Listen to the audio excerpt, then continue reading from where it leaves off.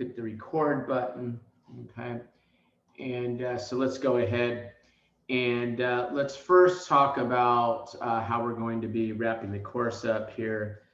And you can see up on the screen, I have the syllabus, and we are obviously going to get into chapter 13 today, May 5th.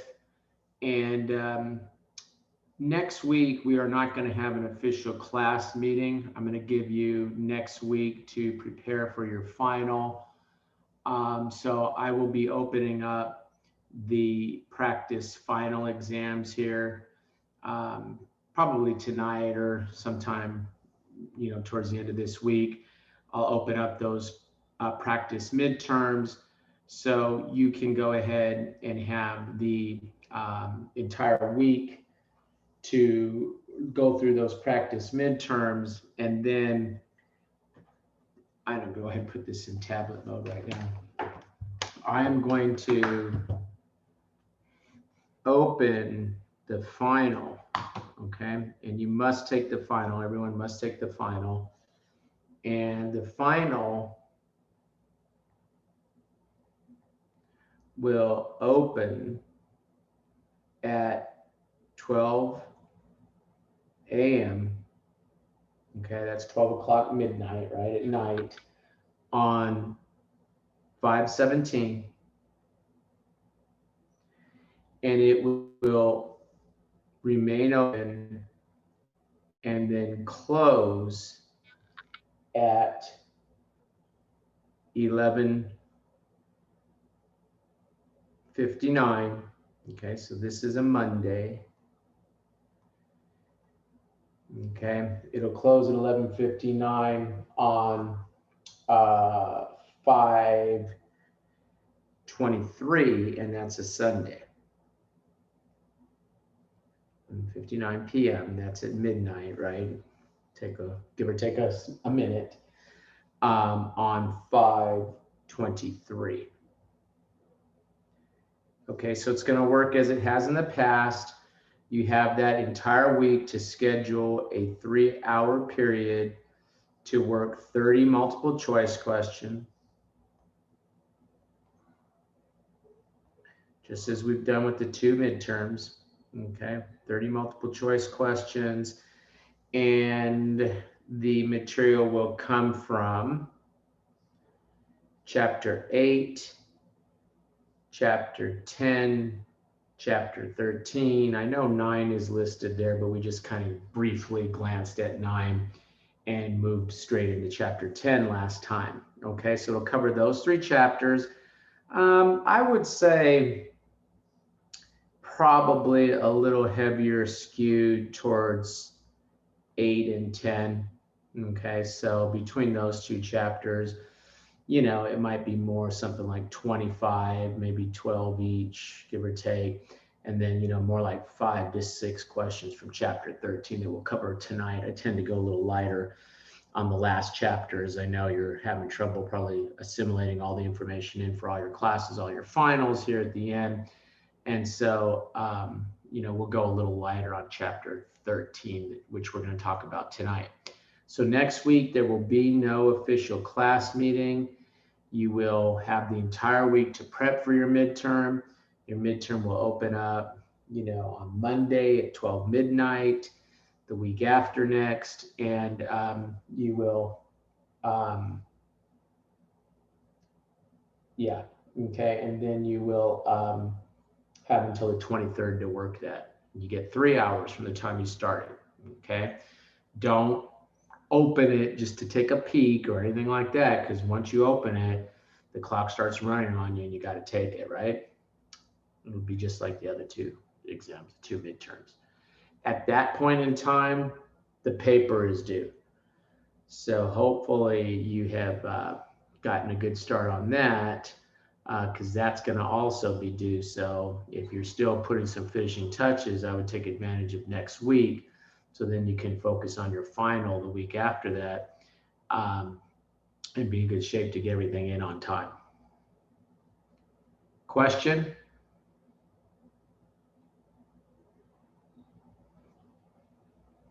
Okay, if there's no questions, okay, everyone must take the final. Everyone must take the final. Everyone must take the final. You must take the final.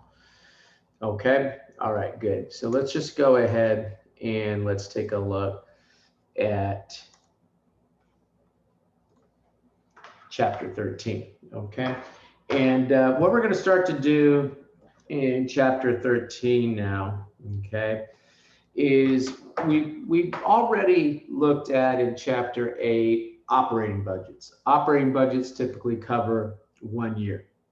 And then when we got into chapter 9/10, we started saying, okay, if we have a budget, then we can compare our budget to our actual. And for a year over year basis, that's a good way of evaluating performance, looking for root causes of any problems, correcting those. And remember, we had that sort of continuous improvement sort of cycle that we go through with our operating budgets in our year to year budget.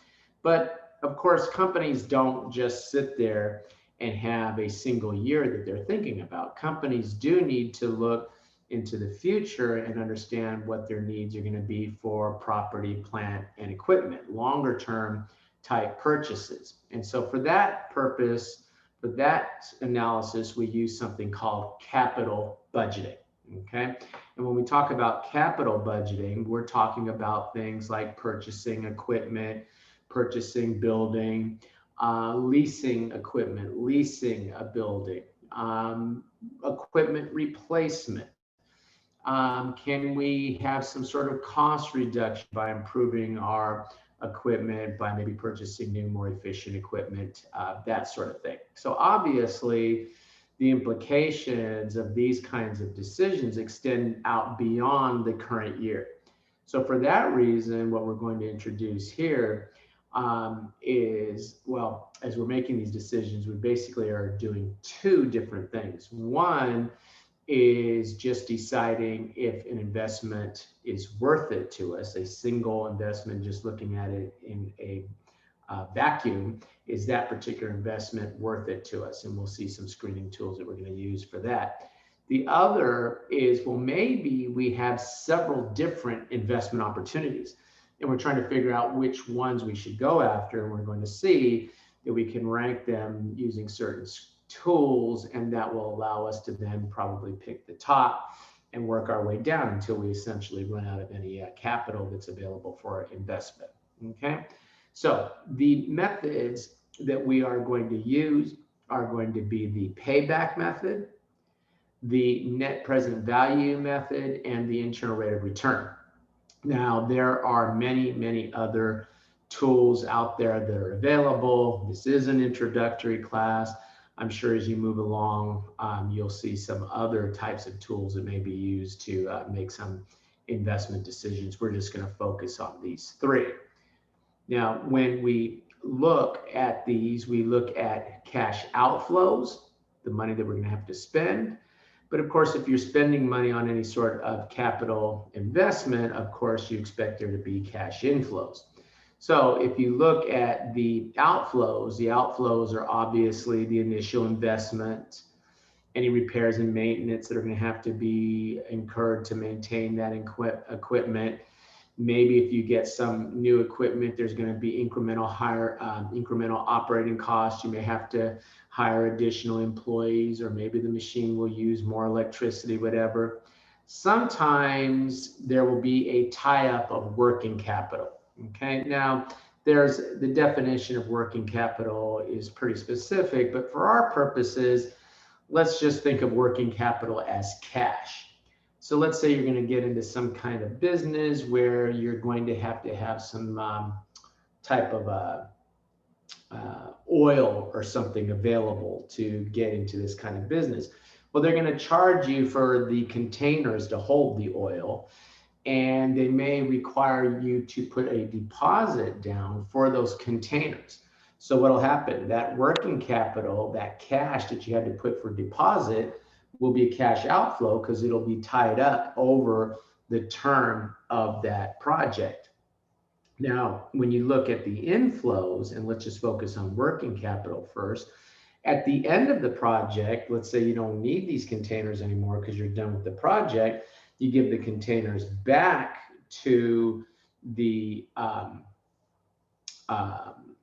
vendor, whoever you were renting those from. They give you your deposit back, the working capital comes back in. So working capital is an outflow at the beginning. Where am I going here? It's an outflow. It's an outflow at the beginning, and then it can be an inflow at the end when that working capital is released. Now, other cash flows in are going to be incremental revenue. We're assuming that if you invested in this capital asset, whatever it is, you think it's going to generate some cash flow in. Maybe you got some new equipment and it has reduced your costs. So you could have reduction of costs. When the project is finally done, then you will be able to sell off that equipment for some salvage value. That would be considered a cash flow in. Of course, again, the release of working capital and the return of the salvage value really happen at the end of that project. Okay. Now, since we will be looking over a series of years on these, we are going to have to use discounted cash flows. And I'm going to show you how to use the present value tables that we have available to us on Canvas that I've posted up. And we'll be using those present value tables to come up with discounted cash flows so that we can figure out and compare apples to apples, today's dollars versus dollars that are going to go out into the future. We'll get those dollars that are going to the future. We'll get them to present value so we can compare them to dollars that maybe are outflowing today. Okay. All right. So let's go ahead and let's take a look. We're going to look at three methods: payback. We're going to look at net present value, and then we're going to look at internal rate of return. And for this chapter, I have embedded some practice midterm questions right in the slides. So hopefully we can work through those, answer any questions you might have on the calculations, and we should be in good shape for chapter 13. Okay. All right. So let's go ahead and let's take a look at the payback method. And all the payback method says is how long is it going to take us to get our investment back. Okay. And companies will probably use this as a very high level initial screening tool. Okay. Think about it just from your own perspective. Let's say you're going to invest some money and they tell you, well, it's going to take 50 years for you to recover your investment. You're going to say, well, forget it. That's way too long. Okay. Well, how long would you be willing to wait to recoup your investment to even start to consider whether you're going to do this investment? You say, oh, okay, 5 years. Okay, well, that would be a nice initial screening tool to just sort of kick out any projects that are more than 5 years to return your capital. Now, after you do that, you probably will employ some of these other methods that we're going to talk about: net present value, internal rate of return. But payback could be a quick and dirty way of just basically eliminating some particular option that you may have for investments. Okay, so it is very, very straightforward. Payback period, okay, is the initial investment required, and you divide that by the annual net cash inflow. Okay, net cash inflow is the difference between the cash outflows and the cash inflows. What am I going to net each period in terms of cash flows? Divide that by the amount of the investment required. That's the payback period.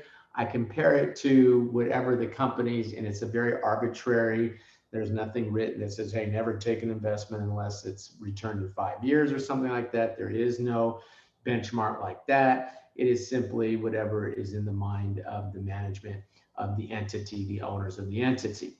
Okay, so let's just use a numeric example and you'll see how easy this is. It's $140,000 as the initial investment.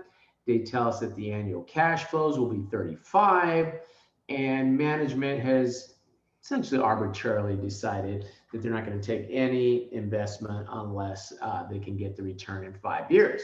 So you do a simple calculation. You divide the initial investment, divide that by the annual cash flows, And this thing is telling us, hey, you got 4 years, okay, that it'll take you to get a return of your investment. Since the company had said what? Since the company had said, hey, we don't want anything that's going to take more than 5 years, we're good with the 4 years. Question? Okay, it's just that simple. Now, there are some shortcomings, and the big one is it ignores the time value of money. We're saying, okay, you get it in 5 years, as though a dollar today is as valuable to us as a dollar 5 years from now. So as I've said, it is a very short, very quick and dirty sort of analysis, okay? The other problem, and probably, well, a good thing about it is it's a very quick screening tool, high level screening tool, very quick, right? Okay. That's the strength. The other drawback of it, maybe it was on that drawback slide, I don't know, I'm not going to go back to it, is what happens if you have uneven cash flows. Well, now you can't do that simple divide the annual cash flows. We assumed it was an even amount each year by the initial investment. And cash flows typically don't come in nice and even like that. So if you had an uneven number of cash flows, then you would have to analyze them, 1 year at a time until you decided, okay, yeah, after X number of years, I would have recovered my investment. So if you go and you look at this one, and the initial investment is 4,000, and we want to figure out how long it's going to take us to recover 4,000. Well, we've got 1,000 in year 1, plus 0 in year 2, plus 1,000 in 2,000 in year 3, plus 1,000 in year 4. So if I'm doing the math correctly in my head, I would get that 4,000 back after 4 years, right? Okay, and if again the company had a 5-year horizon, then you would be able to accept this investment, at least from an initial standing screening point. I doubt that very many companies use this unsophisticated as the only way to decide whether to take on an investment. But just using this initial screening, you would go ahead and do this, and you're just going to have to go through the hassle of calculating your cash flows 1 year at a time. And of course, the longer the period, the more cumbersome this can be. Okay. Okay, good. Let's go ahead and let's take a look then at a couple of example questions that I pulled into the slides from the practice midterm, and they want to know the payback. Now, when you look at this, they give me the required rate of return of 10%, because potentially I could use this same analysis to do, say, the net present value method or something, okay? But here, since they asked me payback, I don't need that number. Later, we'll see that we will, when we use net present value and internal rate of return, we will be interested in that number. But for payback, no. Okay, now you take a look, and they tell us that we have these initial annual cash flows of 187,500, of 112,500 right here. Okay, so that's my, what are the annual cash flows here, guys? Okay, I see how they did it. Annual cash flows, net operating income is 112,500. Okay, my bad. 112,500 is the operating income. But the trick here, okay, the important thing here, and I apologize for kind of bearing the lead here. The important thing here is you have to add back the depreciation to get the cash flows. As we talked about a couple times ago when we were talking about chapter 8, when we were talking about the budgeting, when we're thinking about cash flows, we add back depreciation, because depreciation is an expense that doesn't use cash, right? So you've got to add back the depreciation. Now we've got the net annual cash flows at 150. The initial investment that they were thinking about here in this equipment was 300,000. So the answer is it'll take them 2 years to recover. Question? Okay, good. Come over and let's take a look at another one. Okay. And this one is this Buy Right Pharmacy, purchase a small auto. The auto was purchased for 28,000. Will have a 6-year useful life and salvage value of 4,000. Delivering prescriptions should increase gross revenue by 32,000 per year. The cost of these prescriptions to the pharmacy is 25,000 per year. And then they tell us about the depreciation. And I don't care. This is a little bit of a trick question because they tell us that what will increase revenue 32,000 and we have the cost of the prescription is 25,000 per year. So they've given us the net cash inflows that are going to come from this, which is the 32,000 minus the 25,000. You don't have to worry about the depreciation unless they were showing you the depreciation in the calculation of operating income. Since they didn't do that here, then we just simply take whatever they're telling we're going to generate in revenue from this in cash minus the expenses. We divide that by the cost of this delivery vehicle, and there's a 4-year payback. Okay. The other thing that's important here, guys, notice they call out this salvage value of 4,000. You don't consider salvage value when you're considering the payback method. When you're considering the payback method, you don't consider salvage value because no one wants to wait to get their investment back till they're selling off the asset that is supposedly generating these cash flows. So for payback method, do not consider the salvage value as part of the cash flow. We're going to see for net present value, internal rate of return, yes, we will be considering those because then we'll be using time value of money. We'll be using present value discounting cash flow calculations. Okay, question? Okay, good. Let's go ahead and look at the net present value method. And we're again going to consider cash inflows and cash outflows. And we're going to use those to come up with the present value, the net present value after considering the cash inflows and outflows. And the rule is that we will accept any project that has a positive net present value or a net present value of 0. Any project that has a negative net present value, we will reject.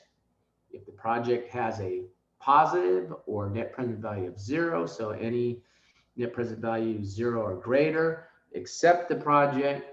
Net present value is negative, reject the project because that means you're not getting the desired rate of return.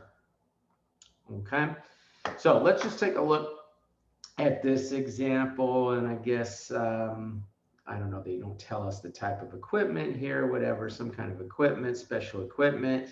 They give us the cost. This one has a working capital that's going to be tied up. At the end of 3 years, we're going to have to reline whatever this equipment is. We'll be able to salvage it at the end of 5 years.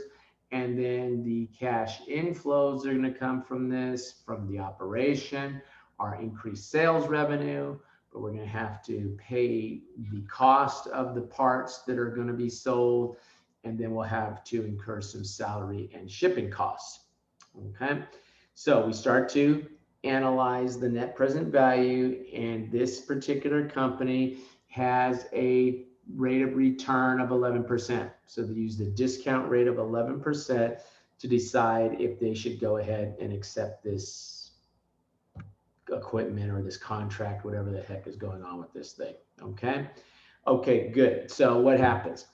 First, we want to figure out the net cash flows, and it's the sales revenue minus the cost of the parts, right? Minus the salaries, meaning we're going to have annual cash flows of 80,000.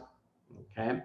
Then we want to sit here and come up with the present value of these cash flows. Now, the initial investment amount, okay, the initial investment amount and the tie up of the working capital happen now. So those have a factor of 1 because those are happening now.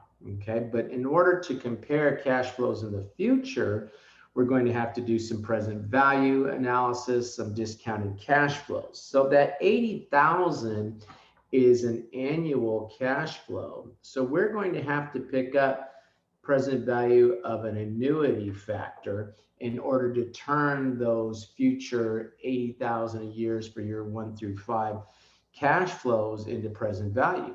So what we do, yeah, I didn't think I opened it, so I have to go back to,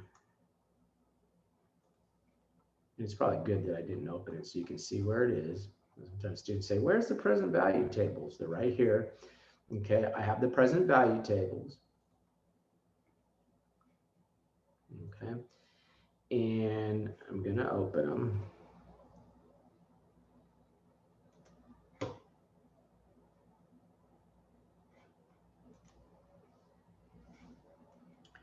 And let's make that a little bigger. So they're there under chapter 13. And you'll see there's a couple of tables that we'll use. One is present value of $1. Present value of $1 is what we use when there's one single payment. It's just going to be one payment. If it's one payment, we use present value of $1. If it is a series of payments, like those annual cash flows, we use present value of annuity. Okay. Now, sometimes students get confused and are like, I'm not sure when I should use present value of $1, present value of an annuity. I get mixed up between the tables. Tables have different, they name them different ways and stuff. If it's a single payment, guys, use the table, whatever they end up calling it somewhere, whenever you're looking at this kind of stuff, where all the numbers on this table are less than 1. And all the numbers have to be less than 1 because you're trying to discount a future amount to the present amount, and the present amount is always less than that future amount. So if it's just one payment, obviously all the payments have to be less than 1 so that it'll create a smaller amount for your present value versus the larger amount for your future value, right? Okay. Now, if it is more than one payment, all the numbers on this table are greater than 1, and they have to be greater than 1 because it's what? It is more than one payment. So of course the numbers are going to all be greater than 1. Now you have to sort of close one eye when you look at this, okay? Because there is that one payment row where the numbers are less than 1. But I argue that they should blank that line out because if it's one payment, it's not more than one payment. And so why do they even have a row on the present value of the annuity table for one payment when annuity by definition means a series of payments more than one payment? So this table really should start at 2. I've crossed it out, but if you were to compare the numbers for one payment on the annuity table to the one period here on the present value of dollar table, they have the same number. Okay, so what do we want to do? We were looking for that factor to see if we could figure out where they got it from on that table, 3.696. And it was what, 5 years in which they were going to get 80,000 per year. So I go back to the table. I find what? And the factor was 11%. I find 5 years. I run my finger down until I've hit, oops, see how I did it? Wrong table. Present value of what? Annuity table. And I knew I was on the wrong table when I saw that the number was less than 1, right? But it was 5 years. I run my finger down and I come to 11%, and the factor there is 3.69590. And so I look back at my slide. Yeah, okay. Different, situations, they'll have different roundings and whatnot. Okay. I will typically give you problems in which they'll call out the factors. You won't necessarily have to look to the table. But there's no time that, rounding in the thousandths place will cause you to get a wrong, confusing answer. I'm not testing your ability to round or anything like that. There'll be one clear answer on any final question. Question? Okay, good. Then we have to reline that equipment, but we're only going to do that once. Okay, so that's just a single cash flow that'll come out after 3 years at 11%, just to practice with the table a little bit more. Now we go to the present value of the dollar table because it is a single payment. It was going to happen after what? After 3 periods at 11%. So that gives me this factor 0.73119. Okay, and so you take a look back at the slide, 0.73, and again, you know, there's a little bit of rounding, which will never cause you to get the wrong answer if you don't round perfectly. Okay. Okay, good. Then the working capital, and guys, let me give you a quick warning about this working capital.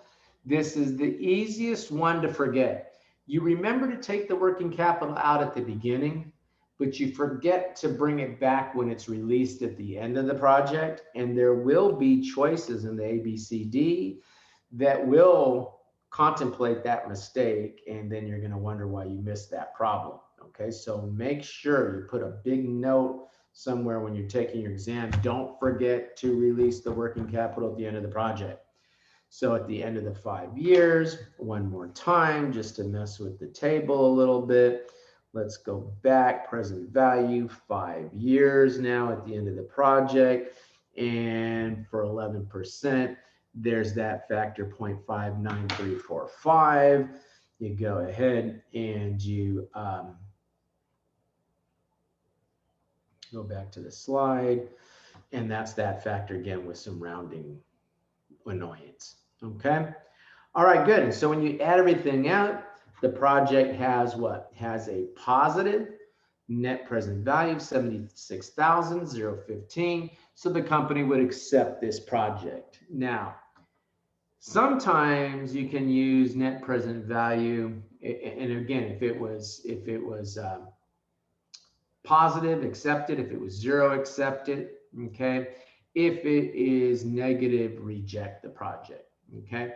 Now you could also use net present value to rank different projects, right? So you would go ahead and fund the investment. You have a pot of investment funds. You would fund the investment with the highest net present value first, the second highest, the third, until you run out of money to invest, right? And you could use net present value analysis that way too. The higher, the more positive the net present value, the greater the return on that.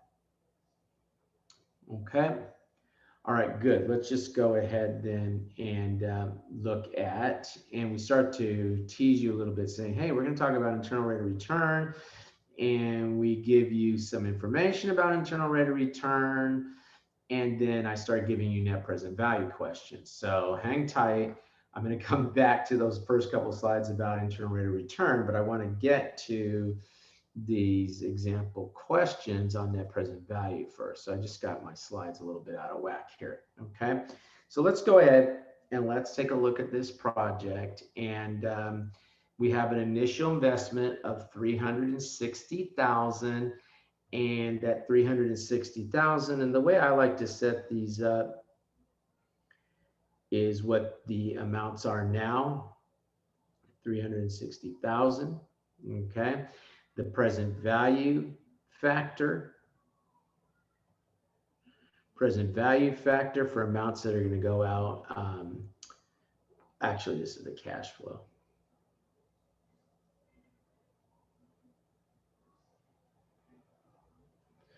And I multiply that by the present value factor, and that tells me what that is worth now.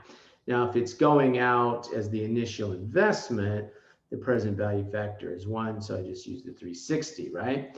Then they tell me that the annual expected cash flows are 118,000 per year. So I have 118,000 per year, but that's going to be over the next 4 years, and they want me to discount that at 12%. So I have to come up with the appropriate factor Really? I guess they're going to force me to keep that forever now.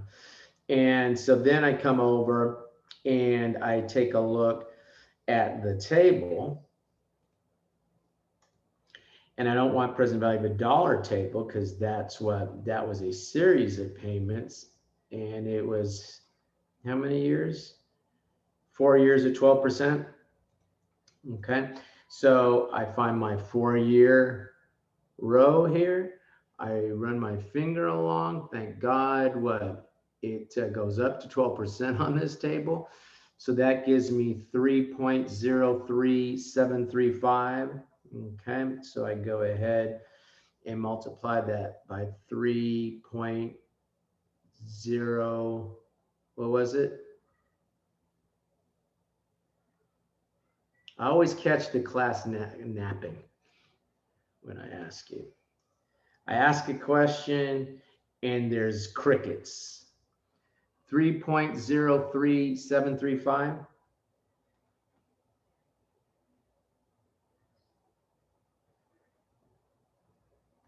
Okay, so I go ahead and I do that math, 3.03735. And when I take 118,000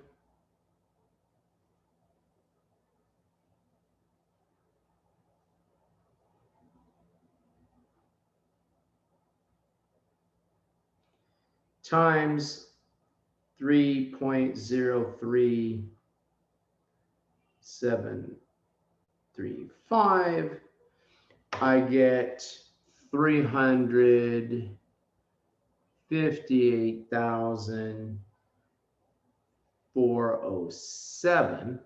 Okay, that's the what? So I'm going to spend 360 now. So if I subtract 360,000 from that, that gives me a negative 159 and 27 cents. And the number's a little off because two reasons. One, well, the main reason they're off is they use different factors. I don't like this solution because it's an annuity and they discount those cash flows as though they're singular cash flow one at a time. And that's not the way to do it. That's why God invented present value of annuity table. So we just do one calculation.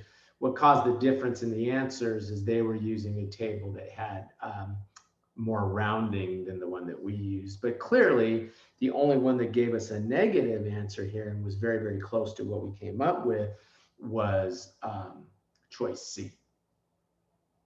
Okay. Okay, guys, that's pretty much the class because I'm not going to sit here and talk to myself, and I've got better things to do. So if there's no other questions about any of this, I'm going to go ahead and let you review the rest of these slides and the practice midterm on your own. We will not have class next week. If you came in late, you are to take a look at the practice midterms and prepare yourself for your midterm, which will, and I'll put that back up in case a couple of folks came in late. That will open Monday, 12 a.m., May 17th, close Sunday, May 23rd. You've got 3 hours to work 30 multiple choice questions. It's going to be questions from chapter 8, 10, and 13. Everybody must take the final. Everybody. Okay? Any questions? So just to clarify, there's no class next week, but we're still getting together for the exam prep or no? No, next week was the exam prep. It's labeled for the exam prep on the slide. We're not going to be getting together for that. That's your week to prep your final. And I'll put up some practice finals. It'll contain questions from chapter 8, 10, and 13. Okay, thank you. Mm-hmm. Professor, are there going to be office hours next week or no? I guess. I mean, I'm not really excited to jump into an office hour when you have me and you don't, not you personally, because you're probably one of the more participative students in the class, but the vast majority of the class just hits mute and goes to sleep, why should I bother with an office hour? But yeah, okay, maybe. Professor, for the internal rate of return method, would you mind just going over one of those examples on how to do that one before Do I we have end the to? call? Please? I mean, I can go over all of it, but when I'm going to sit here and be left hanging out to dry when I'm asking a question to class, I'm not inclined to do it. I don't know. I mean, I've told you guys from the very beginning, I see this class as a partnership. We come here to discuss, and when I say, what was that number? And everybody just kind of sits there and lets me hang, then I'm kind of like, well, let's go home then. I want to take a nap too. So if we're going to, participate here, I'm happy to go through any of it. But I'm not going to sit here and talk to myself. So what do you want to do? Look at what? Internal rate of return? Yes, please. Okay. So with internal rate of return now, okay, let me go back to those couple of slides. With internal rate of return, we are essentially looking for whatever rate of return, whatever percentage will cause the net present value of that project to be zero. So we're sort of setting this up as a hurdle rate, because if the net present value is zero, then we know that we would want to accept the project. But now what drives our analysis is whatever hurdle rate of return we've set up initially as required for the company, okay? And again, this is determined by boards of directors, company management, etc. Okay, so we should accept the project if it exceeds the internal rate of return. We should reject it if it is below the internal rate of return. So that's why we call it a hurdle rate, because you have to get over that established internal rate of return in order to accept the project. And so we come over, and there's those questions that I went to too soon. And you can see here that we have this situation now where we have a project that is going to cost us 104,000, excuse me, 320, and it's going to save the company 20,000 per year. Now, the way they set this up is not very intuitive. The way I like to look at it is I have my annual cash flows.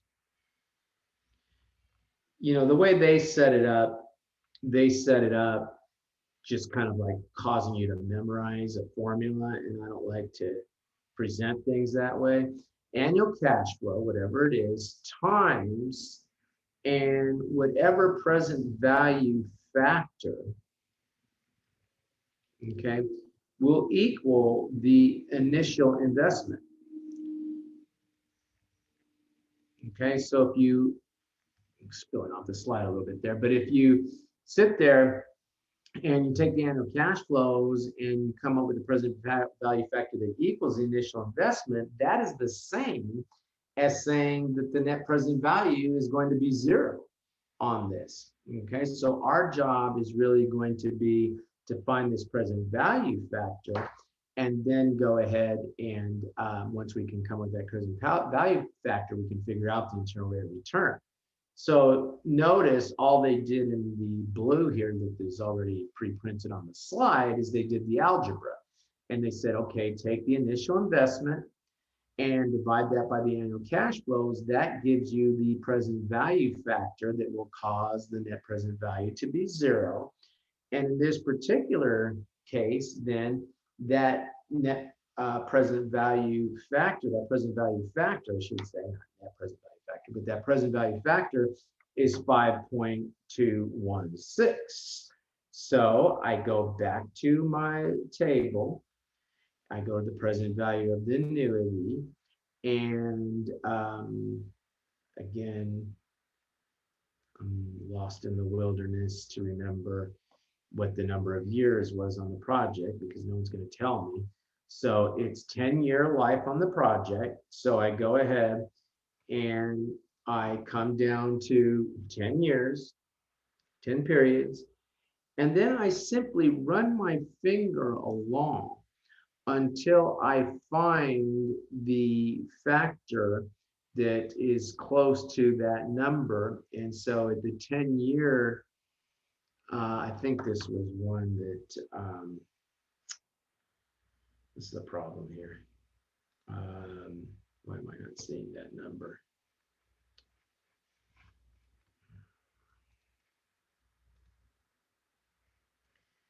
Anytime you want to take me back to the slide.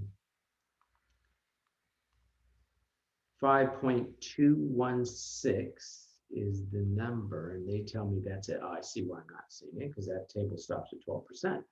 Sometimes you gotta deal with the annoyance that I don't know who decides, the numbers that go on this table. I mean, who decides that 12% is where it should end?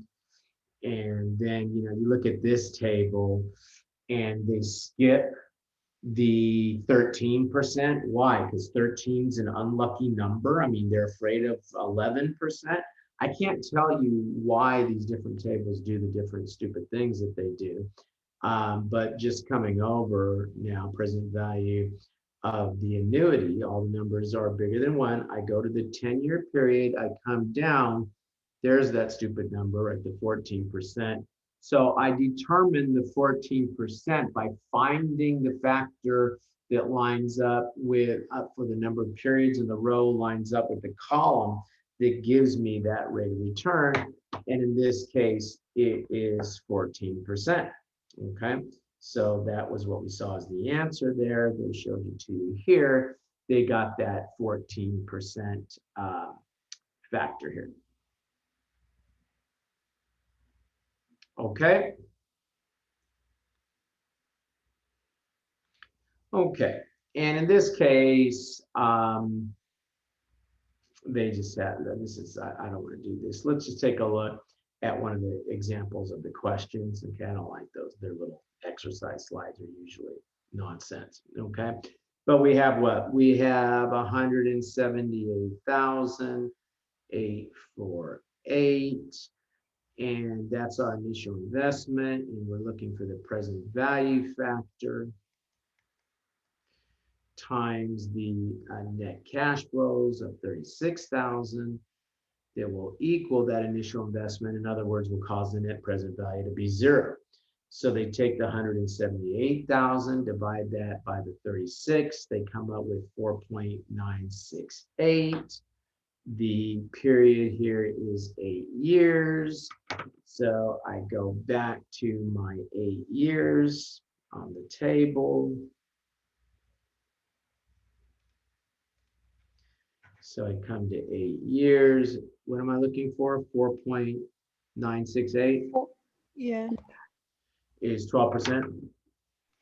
Yes. Okay, and that's how they got the answer to that question. All right.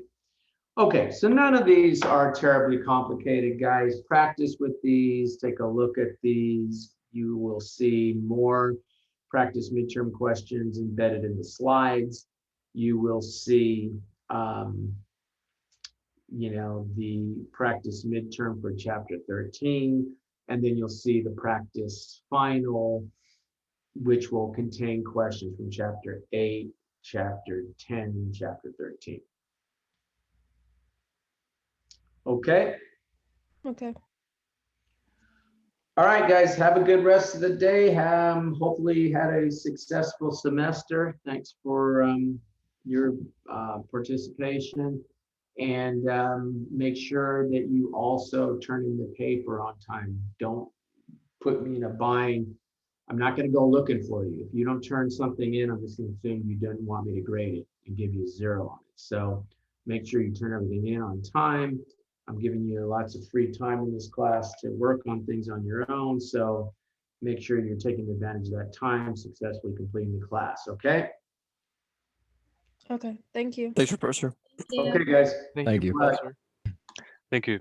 Bye-bye. Thank you. Have a nice You too. Have a good one, Professor. Thank you. Okay, thank you, guys.